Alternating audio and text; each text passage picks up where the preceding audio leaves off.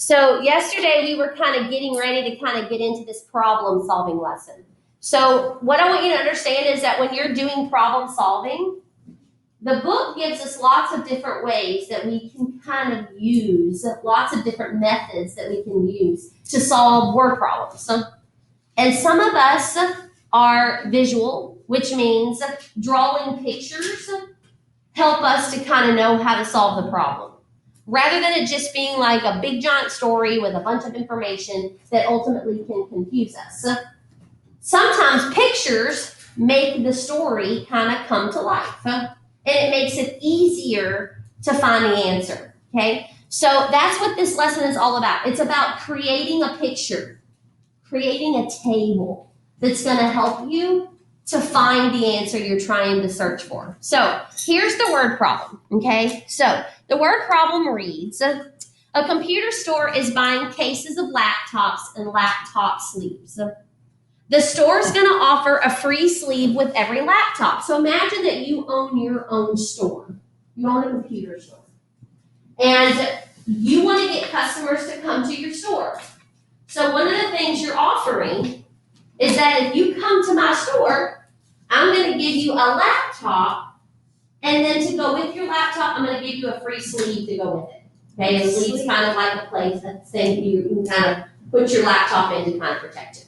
Okay, so a customer is more likely to go to that computer store than Bob's computer store down the street, because Bob's not offering a free sleeve. He's just offering a computer. So if you're trying to gain customers to your store, a lot of times people will do this. They'll come up with something to kind of grab the customers to come to them. And anytime we see things that are free is exciting, right? Even if it's like a free, magnet for your car, it gets us excited. Look how excited you all got the day that we played bingo in our classroom. I mean, those gifts you guys got, it wasn't like they were the greatest, most awesomest gifts ever, but they were free, and you were the winner, and it got you excited. So that's just kind of what happens to the human brain. When something's free, it's also like it makes us want it more. So this person here, this owner of the store, he needs to buy some computers, but he also has to buy these sleeves, okay? So if we keep reading the story, it says, how many cases of each product does he need to buy so that he has a sleeve for every laptop and a laptop for every sleeve? But he doesn't want to have anything left over, because then he would have a bunch of products that he couldn't sell. Okay? So in order to figure this out, we have to kind of make a picture. We have to make a table. And right now, does this story give us enough information to even begin to solve anything? No, we have to use the table for help. So I've created the table. You all already wrote these steps down, so we're passing all that stuff up. But I created the table for you to kind of see. In your book, if you were looking at this in your book, you would see this table. So I had somebody in the other class of the day say to me, well, Miss Malone, how did you know that there were going to be 8 laptops in each box? And I said, the book gave me that information. I wouldn't have known that. They gave it to me in the table. So notice this table. Don't write this table down. Just listen and learn. This table has 3 rows. The top row tells me the number of cases that I'm going to buy. The middle row tells me how many laptops come in each case. And then the bottom row tells me how many sleeves come in each case. So these things are packaged and they're boxed separately, right? So you're going to get a box that's going to have the laptops in them. And then you're going to have another box that's going to have the sleeves in them. But each box of laptops has how many laptops in it? The table here tells me how many? 8. There's going to be 8 in these boxes. How many sleeves are going to be in each box of sleeves? 10. Okay? So our job is to figure out how many boxes of laptops and how many boxes of sleeves does he need to buy so that he doesn't have anything left over at the end. So that means we've got to fill in the information on this table. Okay, so let's start with what we know. We know if he has one case, how many laptops is that going to be, everybody? 8. And how many sleeves is that going to be? 10. So we know that information. If he had 2 cases, then how many total laptops would that be? 16. And how many total sleeves would that be? 20. So let's just look at this so far. If he bought only 1 box of each, would he have stuff left over? Yes. How many? He'd have 2 extra sleeves left over, wouldn't he? And the story tells me he doesn't want anything left over. So what if he bought 2? Would he have something left over? Yes. Yes. So that means we have to keep searching and hunting for our answer. So let's continue to fill in this box, these boxes and this information. Now, are you noticing anything yet in the row that has the laptops? What are you noticing, Max? It's just the multiple. It's the multiple of what? The number, like 8 or 10. So it's just growing by 8 every time. So we have 8, 16. What would my next one be? 24. So we notice it's growing by 8, but we also are noticing that the number of cases that we have are just being multiplied by how many laptops are in there, right? So 3 times 8 also gives me 24. What would my 4 box be? Just say it. 32. What would my 5 box be? 40. 6? 48. 7? 66. 8? 64. 9? 72. And if I had a 10th box, what would it have? 80. Okay. So you filled in all that information. Yes, Miss Malone, I understand how you got all that information. Thumbs up if you do. Okay. Let's look at the sleeves row. So what do we see is the pattern happening with our sleeves? Up which you said in 10, we just add 10. We're just adding 10 every time. So how many would I have in my 3rd box? 30. Keep me going. 50. 60. 70. 80. 90. 100. Okay. Are you seeing anywhere on this table where numbers start to match up? Brayden, where do you see it? 40. So he sees the number 40 on the table. He sees there's a 40 right here, and there's a 40 right here. Does that number give this owner information that he needs? So what does that tell us, Brayden? That he needs to buy 5 boxes of laptops and 4 boxes of sleeves. And if he buys that number of cases, will he have anything left over? So does that answer fit the question? Yes. Is there another one? Yes. Let's say he wanted to buy just more than 5 boxes. Where else could he go, Brennan? He could come way down here to the 80s area. Oopsies. 10 boxes of laptops and 8 boxes of sleeves. Excellent. Do you see how the table made it visual? It took information that we really didn't know and turned it into a picture, which helped us to come up with our answer. This is a method. This is just a way you can go about solving things. You've been learning methods for solving word problems your whole life.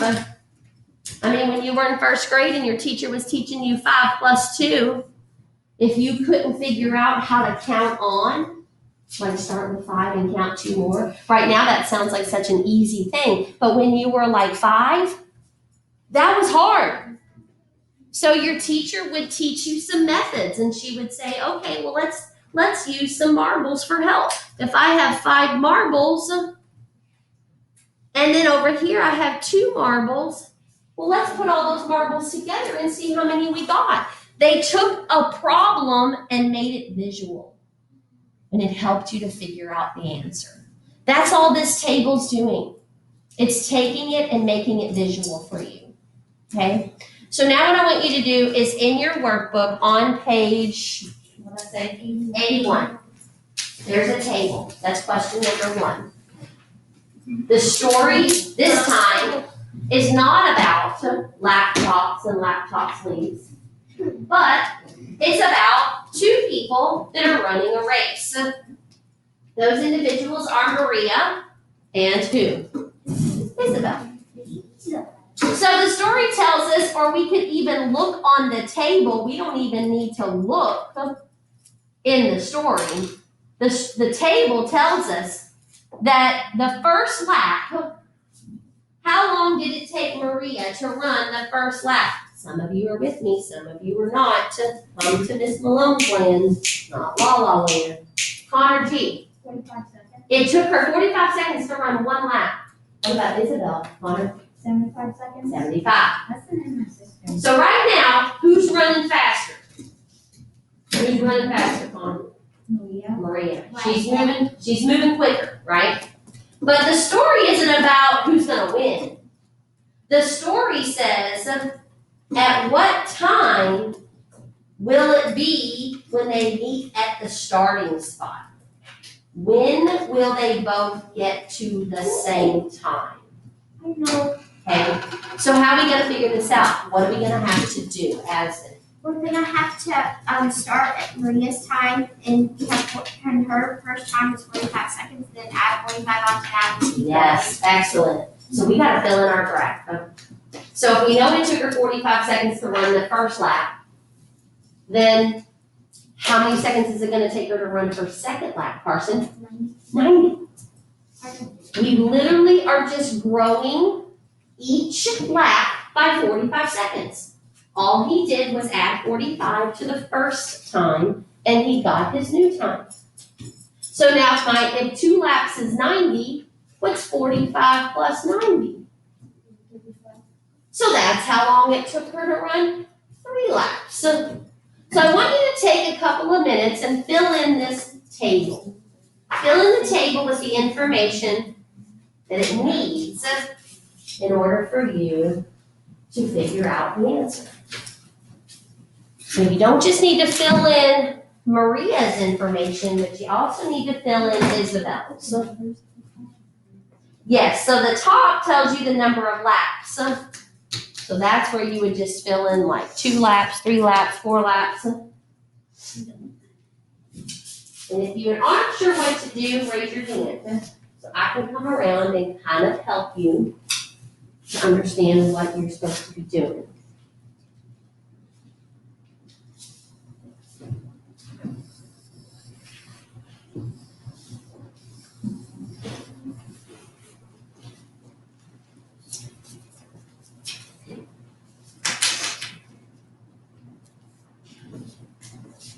And you can write it out over here instead of trying to do so much in your head. A lot of us rely on doing things in the air, and that's when mistakes happen. I mean, I'm a pretty old lady, and there's still sometimes that I have to write on a piece of paper what this big number plus this number is. So those are things that we have to start doing because it stops us from making mistakes on our tests. We want our tests to show us this is the score I got because I know how to do this. Not this is the score I got just because I made a bunch of silly errors and I was kind of lazy. Okay? So we want to show our work. Write things out if we need to. You done?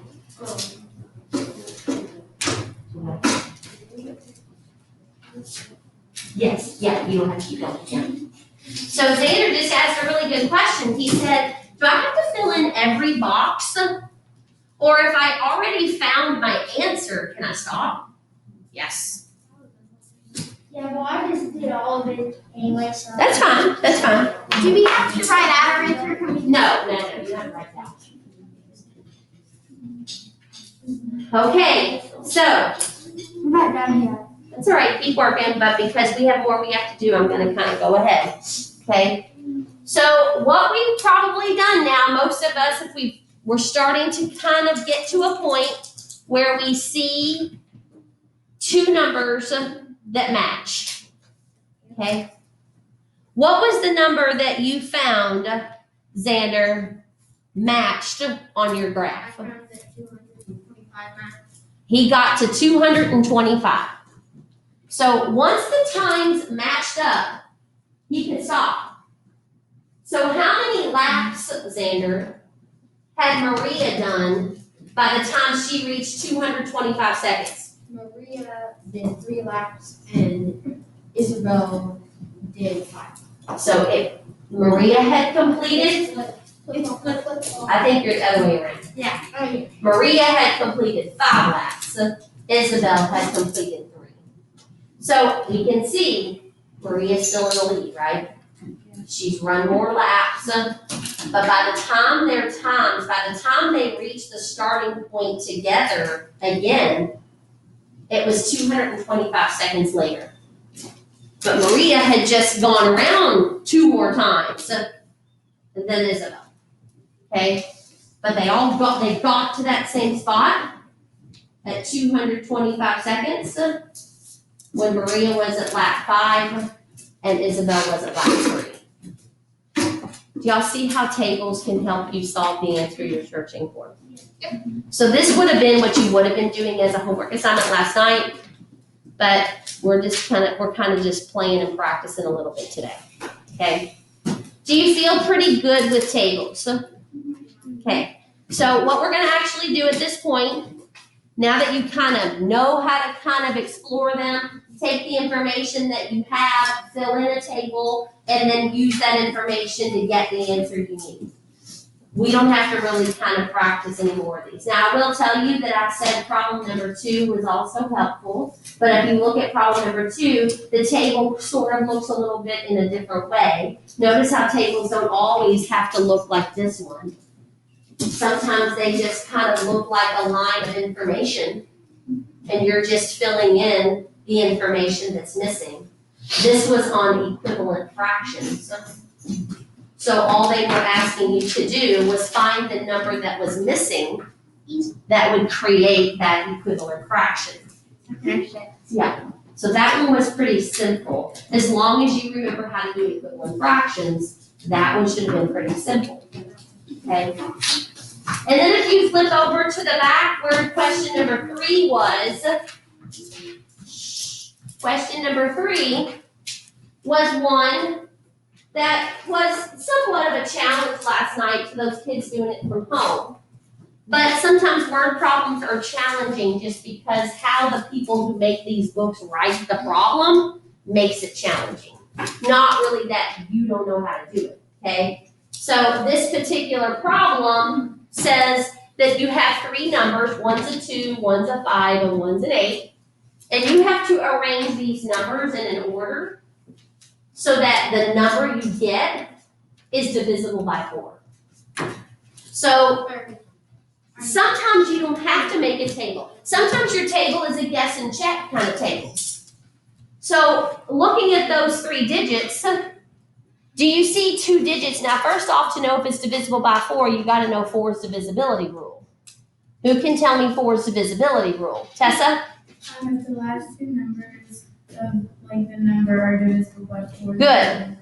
So which of these numbers, Tessa, could I pair up that would be divisible by 4?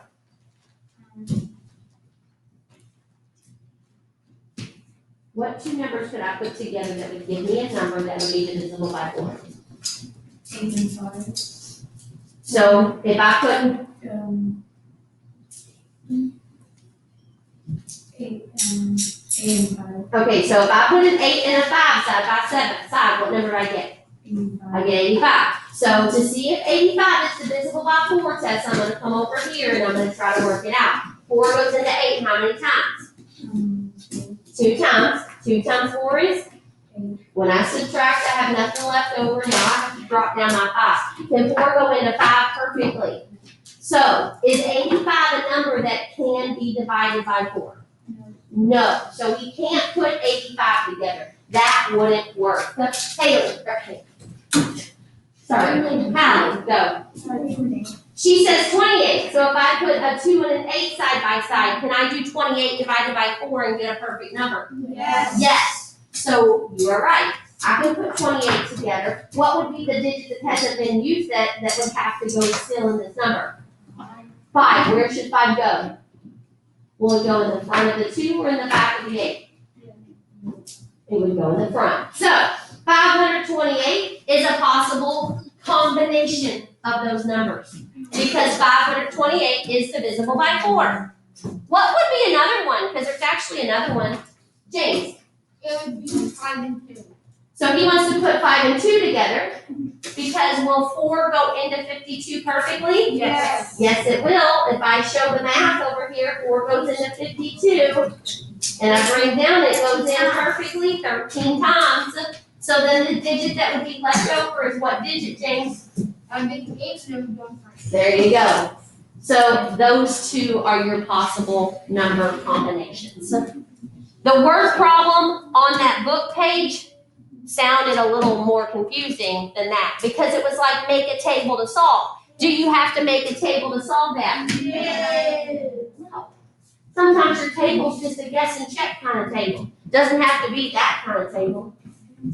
So we just kind of experimented and explored and played with numbers to come up with the combination that we knew would work. What? Do what? I have no idea what you're saying. Well, your math sound, talk louder. Ms. Cox taught you this last year? Yeah. Sweet, good. So for some of you, it's somewhat familiar, okay? All right, so that was yesterday's lesson. That was last night's homework. You are good. Let's move on, okay? All right, let's get your notebook now and let's check out the next lesson that I'm promising you is pretty easy, okay?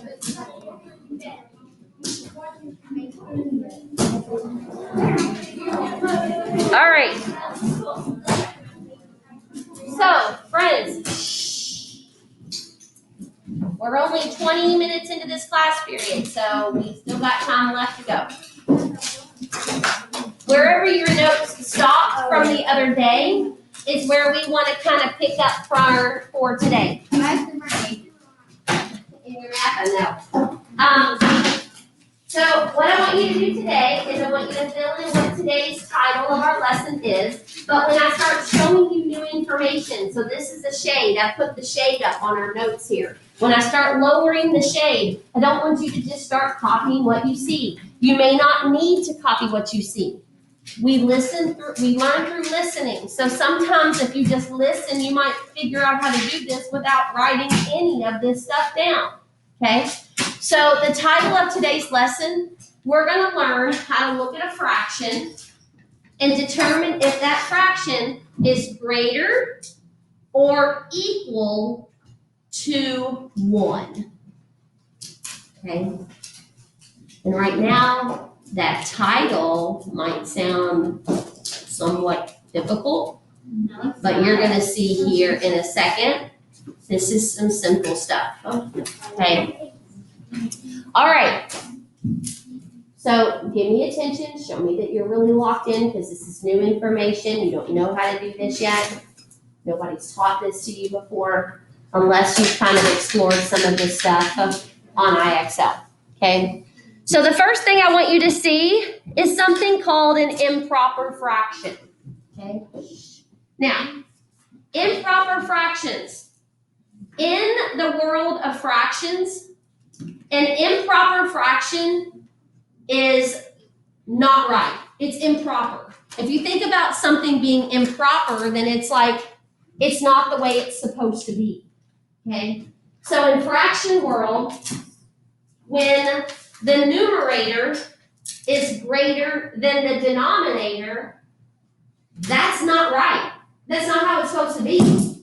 The top number of a fraction is not supposed to be bigger than the bottom number of the fraction. So we have to give that thing a name. When that happens, Brody, come on, bud. When that happens, when the top number is bigger than the bottom number, we call that improper. Let me show you an example of what I mean by this, okay? An example of an improper fraction would be something like the fraction 8/4. Okay? The top number, which we call the numerator, is bigger than the bottom number, which we call the denominator. So the definition tells us if that's what's going on, if the number at the top is bigger than the number at the bottom, that's improper. That's not right. That's not how it's supposed to be. So what does this mean? Well, it means that this thing is greater than 1, okay? So anytime you have an improper fraction, the fraction will always be greater than 1. Improper fractions are always greater than 1. Anytime you look at a fraction and the top number is bigger than the bottom number, you instantly know that that fraction is bigger than 1. So I want to show you kind of how I know this to be true. Like, what's the math that you can show me, Miss Malone, that would like make this make sense to me, okay? So let me insert a little page here so I can do a little work so people at home can see. So if we had the fraction 8/4, okay? Now remember, what type of math is being done with fractions? You should know this. What type of math? Division. Division. So this right here is just a division problem, okay? And the division problem is the number at the top is being divided by the number at the bottom, okay? So the 8 on the top is what goes inside my division box, and the 4 is what goes on the outside. I kind of explained to the kids, I'm like, think of it like, you know, if you were to stack 8 heavy bricks on top of 4 of them, what's the chances of that thing collapsing over? Is it probably going to happen? Yeah, because the thing at the top is too big for the stuff at the bottom. So if you look at this fraction and imagine that it kind of fell over to its side, this is what it would look like. Okay? This thing is how we set up our division problem. This is just division. Okay? When you were in 4th grade, this is what division looked like. It was a line that had little dots on the top and the bottom. Well, now we just replaced those dots with numbers, but we're still dividing. Okay? So we ask ourselves, how many times will 4 fit into 8? Everybody? 2. 2 times 4 is 8. We have nothing left over. There's our final answer. So do you see how 8/4 is bigger than 1? Because when I do the math, I can see it. 2 is bigger than 1. So if we look on a number line, okay, if 1 is here and 2 is here, the fraction 8/4 would be right here, right in the 2 zone. So is 8/4 bigger than 1? Yes. And every time you have an improper fraction, it will always be larger than 1. Okay, so let me have you look at some problems on another page. We're not going to work them out.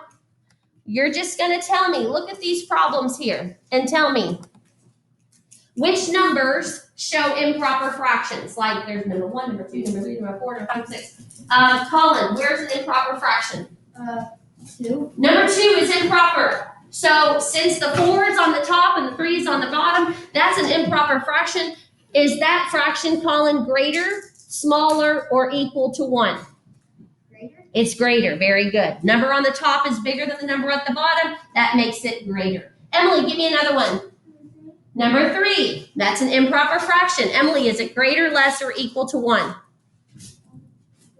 It's greater because the number at the top is bigger. Anytime the number at the top is bigger than the number at the bottom, you have a greater than 1 fraction. Okay? Cassidy, give me another one. Number 6. That's improper. Cassidy, is it greater, less, or equal to 1? It's greater. There's one more. Allie. Number 5. 11/10. Is that greater, less, or equal to 1? That's greater. That is greater. Okay?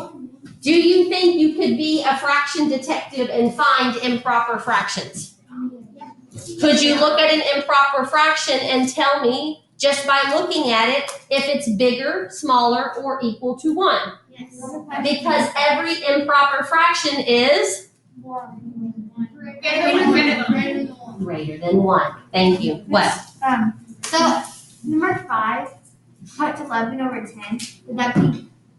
Would that be like proper or I know it's improper, but would it be like 1 or 1.5? Okay, good question. Now you're actually taking us into stuff we're going to learn later, but we'll go ahead and answer your question. You people are smart. You're ready for the challenge. So she wants to know if the fraction 11 over 10, she said, I know it's improper.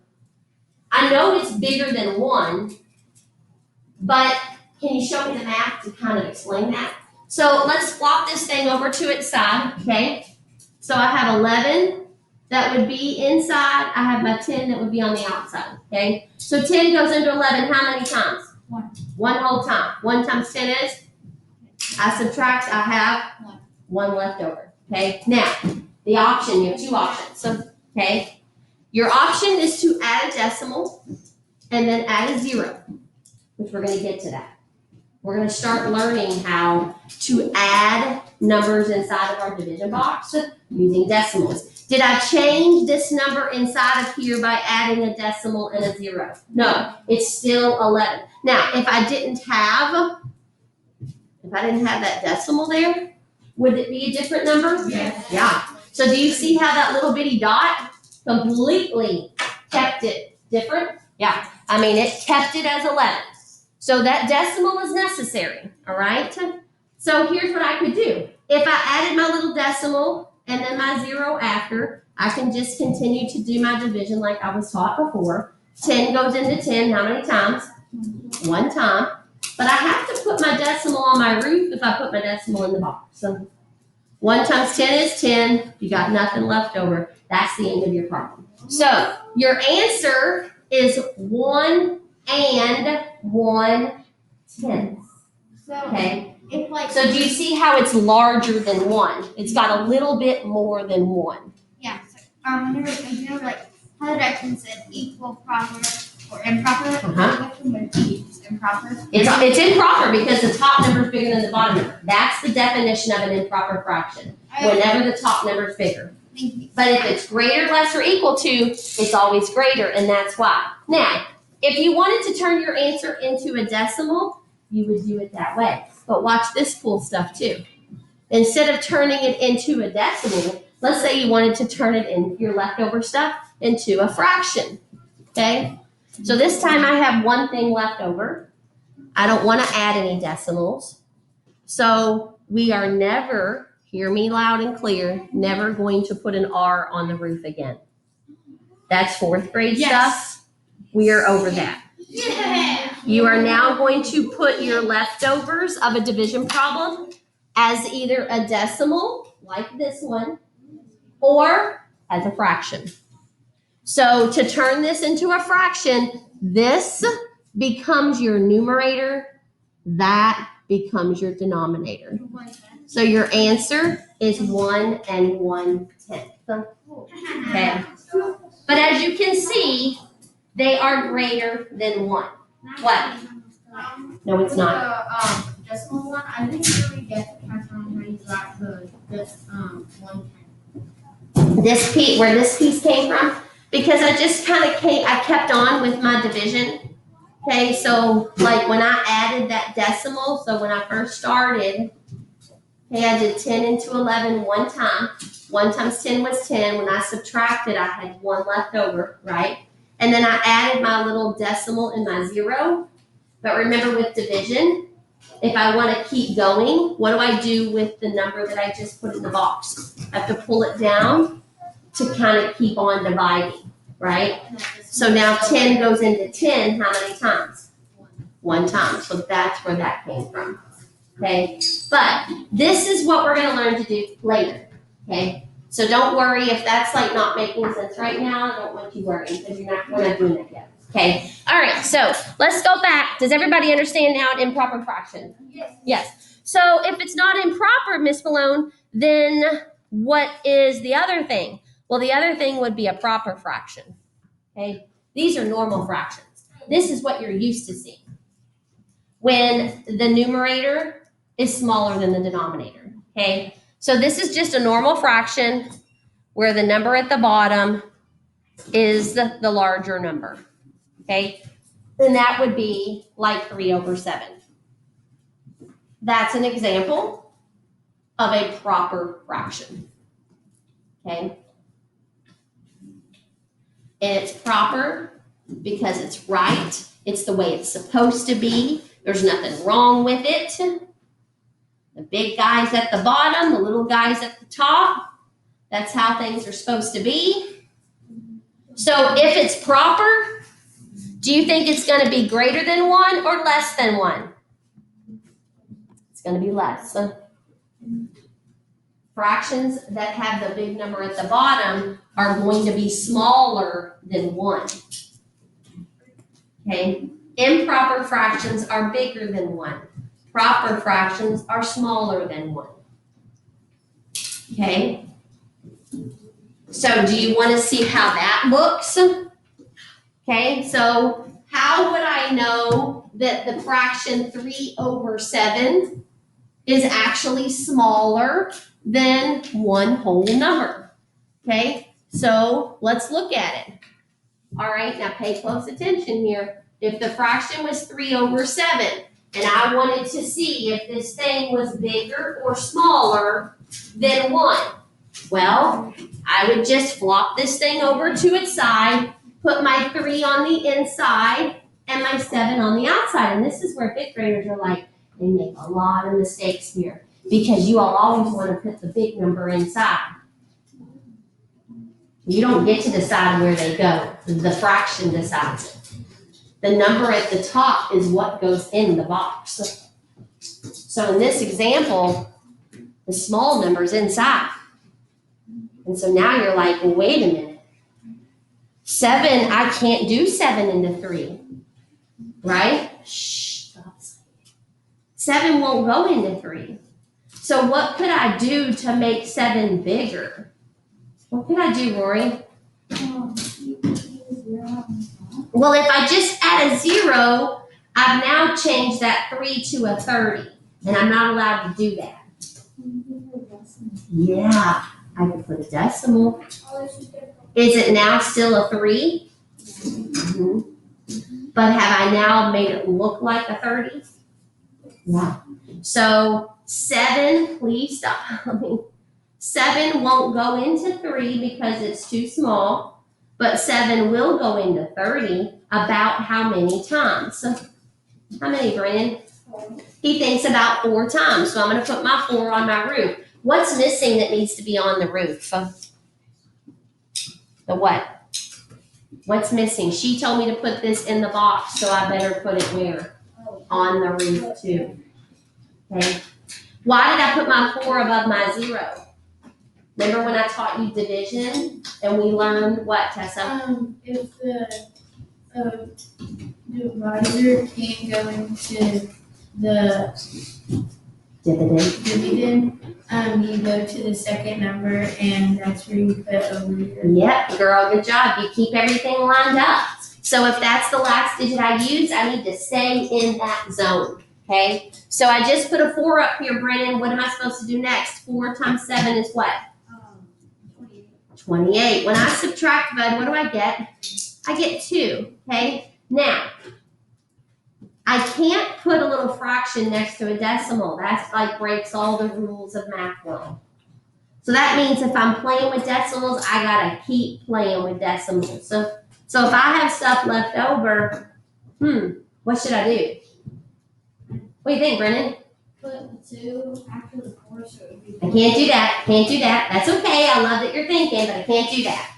Addison, what are your thoughts? Maybe put the 2 in front of the decimal. Can't do that. No, because that's going to change my numbers and stuff. Can't do that. I've got to do something that's not going to change. What color am I using? Blue. I've got to do something that's not going to change any of my digits' values. Shane? Yeah, add another 0 to the box.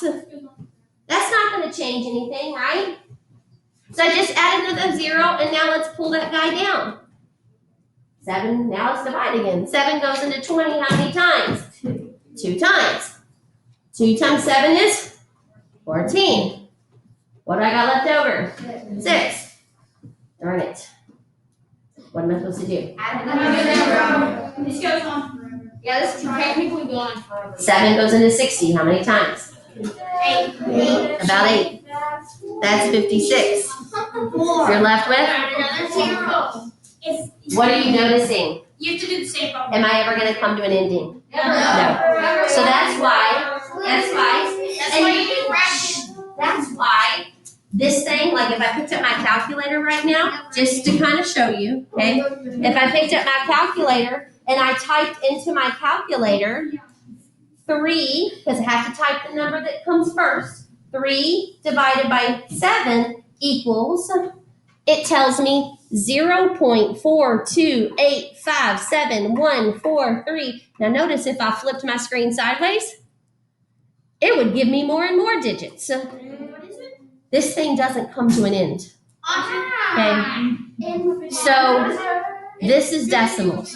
You see, this is smaller than 1. We didn't even get a number in whole number land at all when we played with this fraction. So are proper fractions always going to be smaller than 1? Yes, they are. Proper fractions will always be smaller than 1. So let's look at this page. Where's my proper fraction? Where's my proper one? Somebody I haven't talked to today. Mason, where's my proper fraction? Careful. Remember, what's the rule of proper fraction? Proper fraction says the top number has to be bigger than the bottom number. So in this example, is my top number bigger than the bottom number? No, so that one won't work. Which one? Try again. Try again, Mason. Number 1. That one's proper.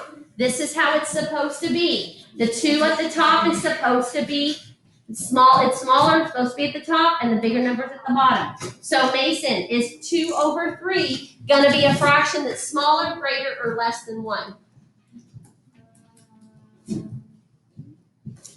Greater, smaller, or equal to 1? It's smaller. All proper fractions are smaller than 1. Okay. So what would this guy be right here? What would he be? Something. What would he be, Hallie? He would be equal to 1. He's not proper. He's not improper. He's equal. Okay? So if you have a fraction like 15 over 15, let's look at this like a division problem like we did with all of them. Do you see how we had to learn how to divide before we could play with fractions? Yeah. So if we had 15 over 15 and we turned this into a division problem, top number goes inside, bottom number goes outside. 15 goes into 15 how many times? 1. There's your answer. It's equal to 1. Okay?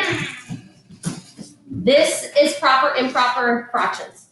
How's that feel? Okay.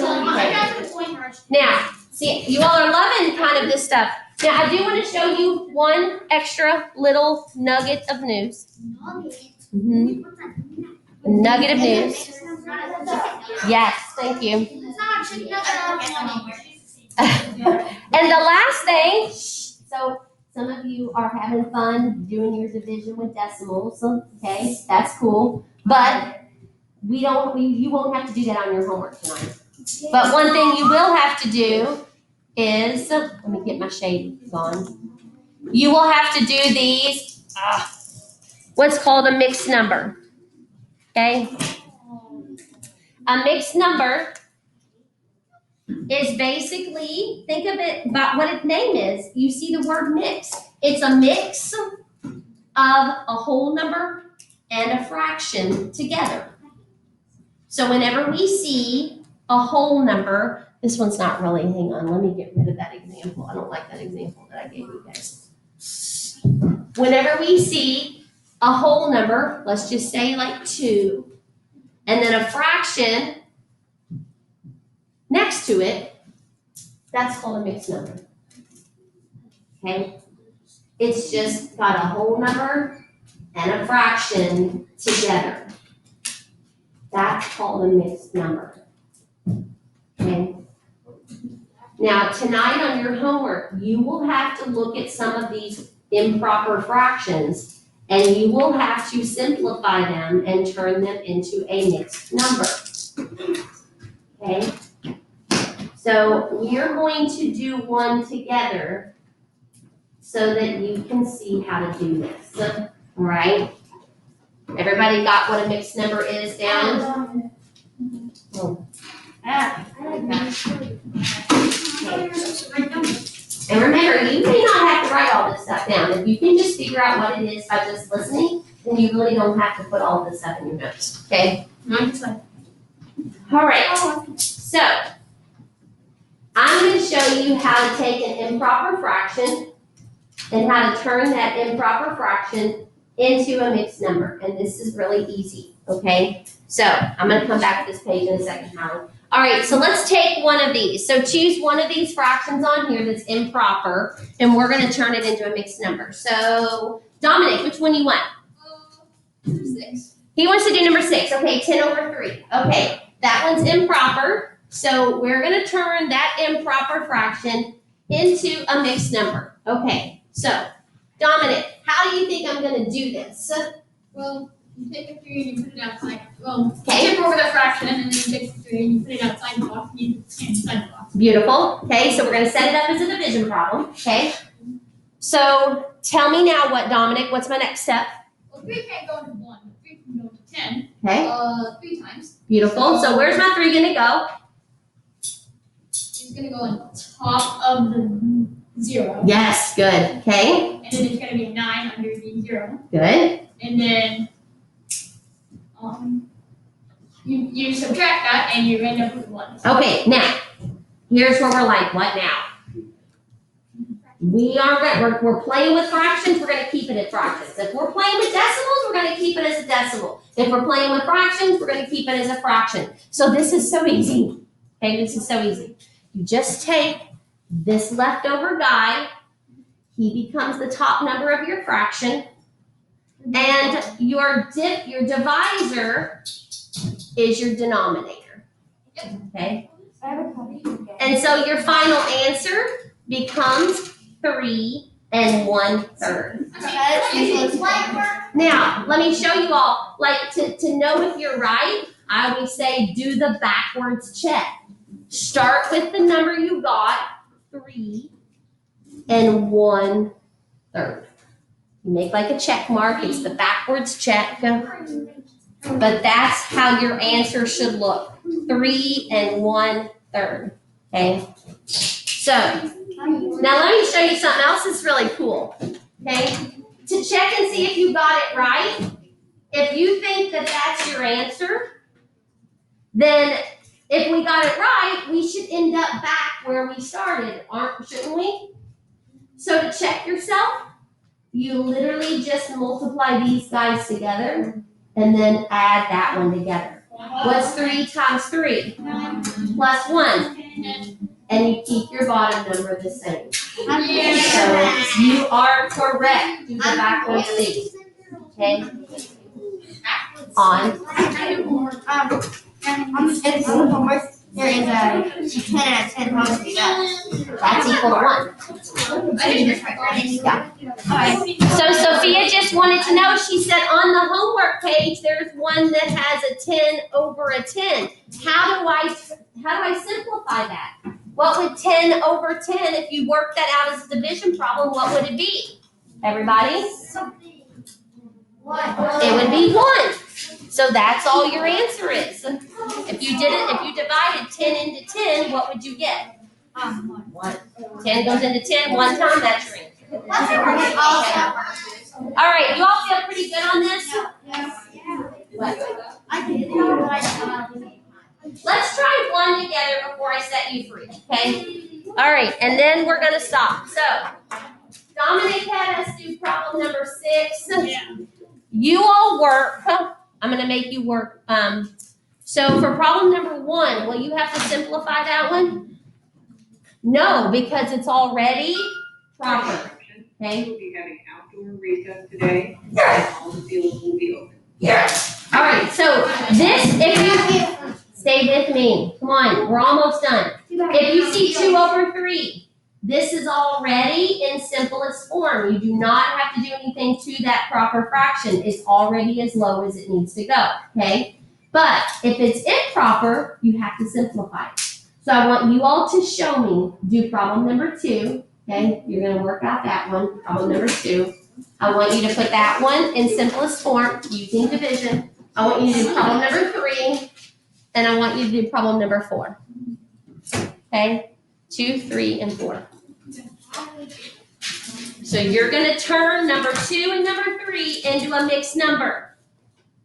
That's how your answer should be at the end. Because those are improper fractions, and improper fractions always turn into mixed numbers.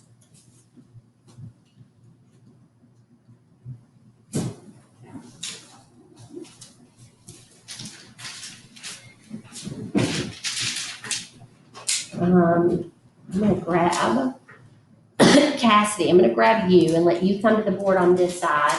I'm gonna grab Lily and have you come on this side. And I want Cassidy to do number 2 over there on the board, and Lily, you do number 3 over here on the board.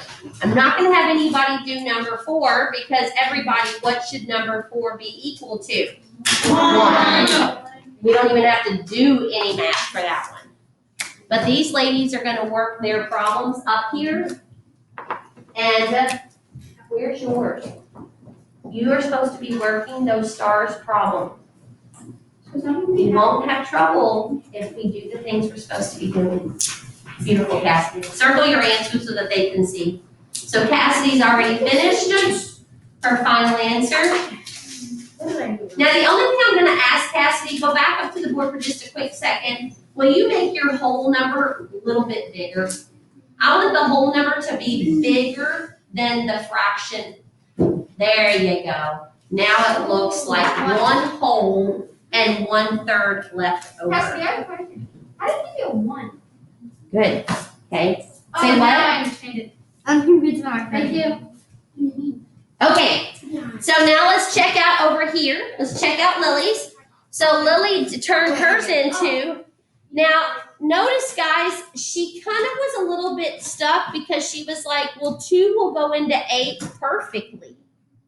Do you need to have, if you don't have anything left over, just like if it was a remainder, Lily, would you have put remainder 0 up here? No. So if there is nothing left over, do you have to put a nothing fraction? No. So what should your final answer for this one be? 4. Okay, Emily, go. Y'all good with this? Yeah. All right, your homework tonight is to complete, and it probably won't take you any time at all. It's to complete workbook pages.